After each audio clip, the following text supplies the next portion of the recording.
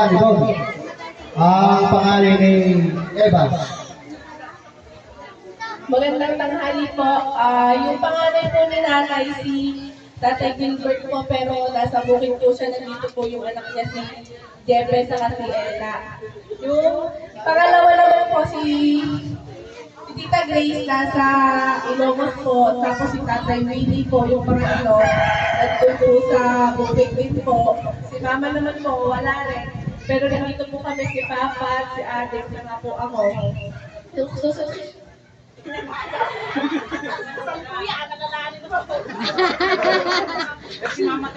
Tita, iyak naman po, nasa Ilocos din. Tapos dito po si anak ko yung Tita Bingme, si Dana, saka po si Vincent. Tapos si Tita Abigail po, nandun po yung dalawa niya pong anak, si Aldrin, saka si TJ.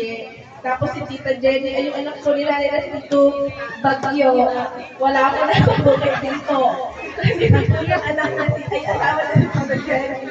Bagyo talaga. Ito po yung anak na si Ernesto. Si Tito Alvis naman po, wala rin. Tapos yung bunso po ni nanay, wala. Tapos ayan po, si nanay. Yun lang po. Palakpakan po natin yung pamilya